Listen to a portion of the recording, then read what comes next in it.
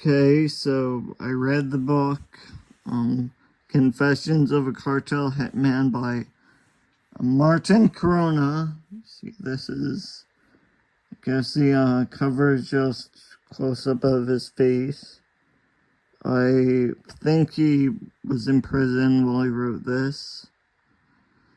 And I just wanted to, say that I'm glad I read it because, getting to see firsthand a part of society that most people don't really like. He talked about the drug deals he do on the beach in San Diego, and I guess at night he would go out with like gangs and gangsters and learned how the when you see graffiti on a building or something, the graffiti is supposed to mark the territory of a gang. So I guess different graffiti is different gang territory. And yeah, so lots of drug deals on the beach. So this guy was pretty much a local celebrity. And he did do a lot of burglaries and shoplifting, and so he did have to put on his resume convicted felon. So, now many people have that on the resume, but, this was one of the times when it does actually, the option for convicted felon is checked, yes.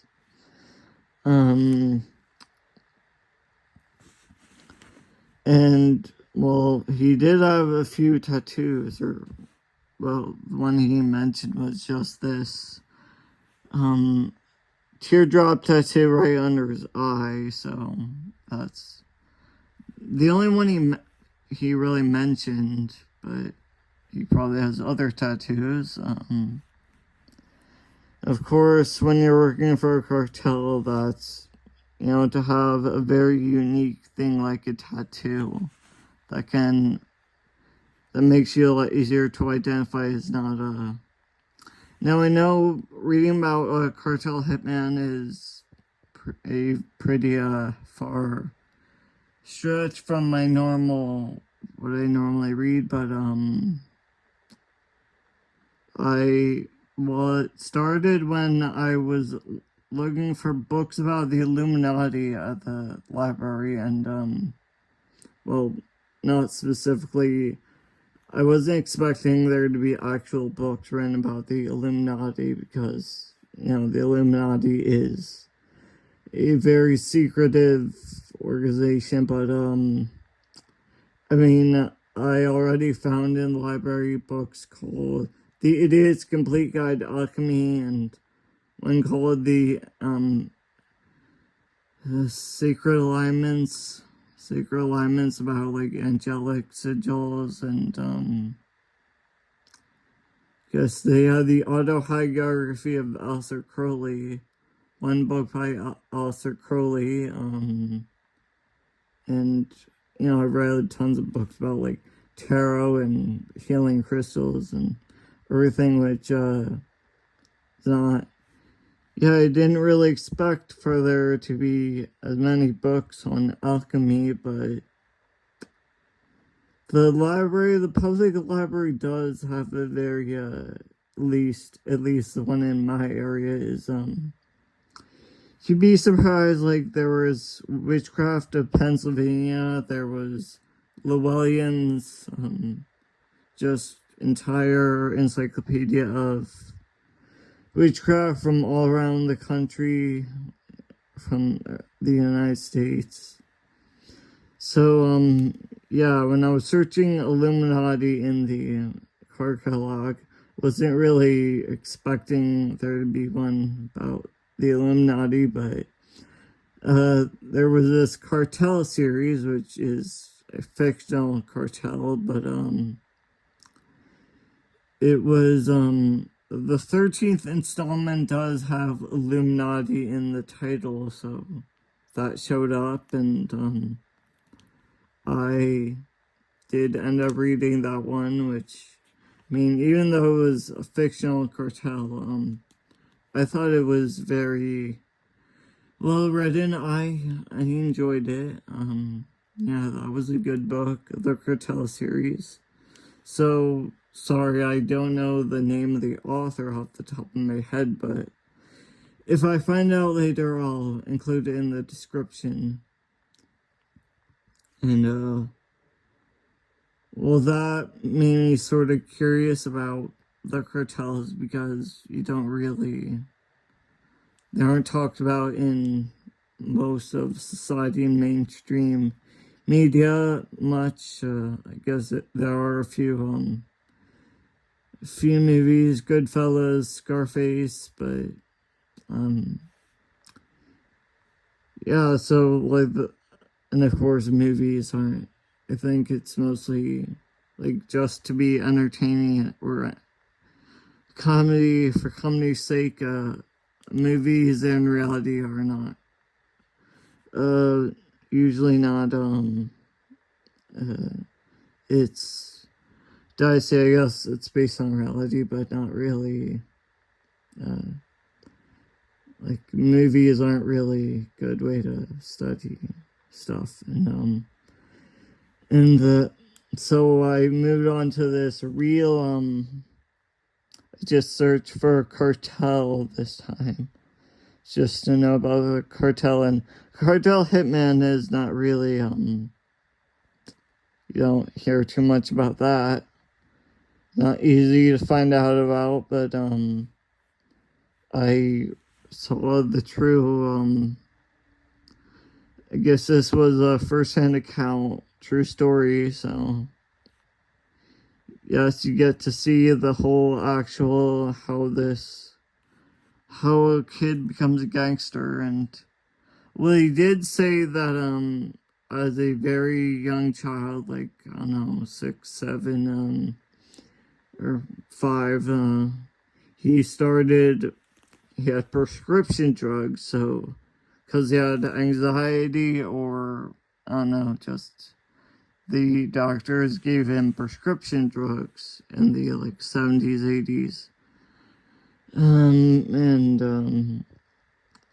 But those drugs were so heavy that in class he would just completely zone out, and he said it looked like the chalkboard was melting. It started melting, and things got blurry, and the voices sounded really far away. And he said the last thing he heard was this girl asking, "Are you okay?" Then he just completely blacked out, and he fell asleep, so he just hit the floor, and people started screaming and whatever. So his drug experience started early on.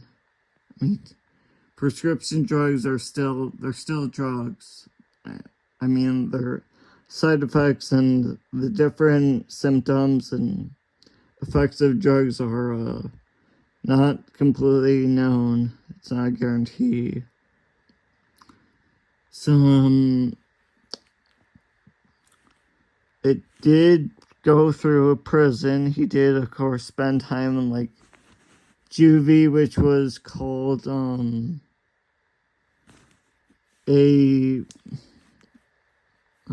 AC or adolescent correction or something. Sorry, I don't know if it wasn't. He didn't call it juvie, but it was prison for people under 18. So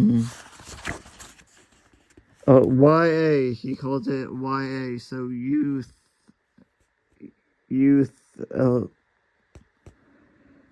authority, or sorry, I don't really remember it was youth a something. Sorry, they finished this book just 2 days ago, I think, 1 or 2 days ago. So, sorry, don't really have all the... Oh, authority. It was youth authority. And I guess he grew up in California, San Diego, and also Texas. And since his dad was in the Marines, they traveled to South Carolina for a little. Like, I think he was in South Carolina for a little, and mostly California and Texas. And like, I think when he went to youth authority, he was in Mexican desert. So I mean, he didn't, when they were trying to escape with his friends, what was it, Poncho and, like, I don't know, he had these two friends, which, I mean, no one used their real name, of course, in gangs or anything, or cartels. They just make up, like, his nickname was Night Owl, or his, I don't know, code name, or whatever you call it, Night Owl, and other people are called the, I don't know, guess in the cartel there was, like, Devil and, I don't know, they had different names, and, I mean, I'm not gonna give away too much of the book, but, so it's like no one uses their real name. I don't think, like, people aren't supposed to use their real name, which is probably a good idea when you're doing illegal criminal activity. It's just, when they were in the desert escaping youth authority, one of his partners, escapees, got caught in a cactus, and, whatever, so, yeah, that was,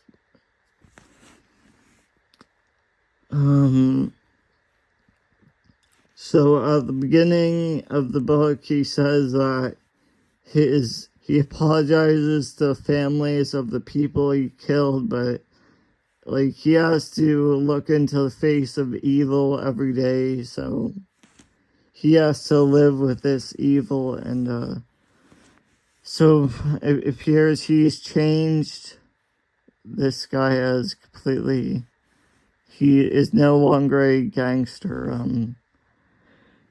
I mean, all the other, like, people that were leading the cartel and everything, like David, were not, it seemed like they were completely committed to doing illegal criminal stuff, and they don't have any remorse for anything. But he, well, at the time, his wife, had a baby, so, of course, to raise a kid is, like, he wanted to move back to the U.S. and not, I guess raising a child when you're involved in criminal activity is not,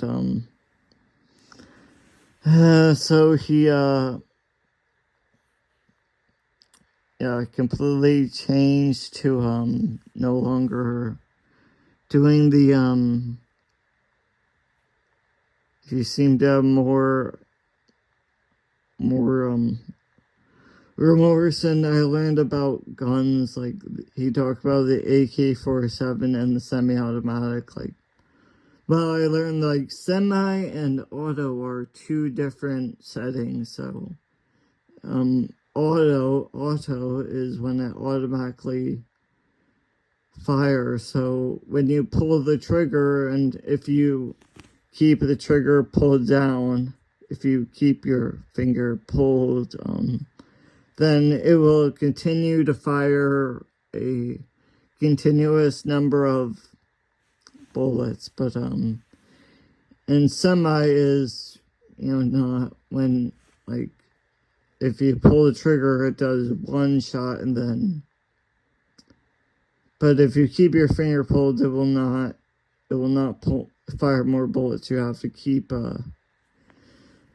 because I know even in middle school, when I was in middle school, like at lunch, I'd see some other kids were, I guess, like their dads were into hunting, and they learned about guns, but the only gun I've ever shot is cap guns at Six Gun City, when we used to dress up as cowboys and cowgirls and pretend to be cowboys, because it was just, that was the theme of the park, and that, yeah, it was a fun park, but they had to change their name to Fort Jefferson Fun Park because new age modern parents are not into the whole gun thing. So I mean, it was fun, but whatever. And I've done laser tag guns. And this is, let's see, Confessions of a Cartel Hitman. So, yeah, you said that now he speaks to at-risk youth, and he works with the police, and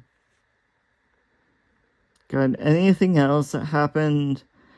Well, I guess there was that long chapter called A Chance in Hawaii where he, well, I'm not gonna give too much of it away, but it was a very good book. My philosopher friend said he does want to read it because, I mean, it does have a lot to do with, like, psychology and sociology. I mean, I was a sociology major, so sure this does have a lot to do with the way society works and how things go down, so, yeah, it was worth the read. It's definitely 100% true, because, I mean, the guy who wrote it, Martin Corona, it is his life. It's the stuff that actually happened. I mean, I don't know how easy it is to remember everything that, all the way from age 5 to 30. I think he was 30 when it ended, or maybe 31, 32. And,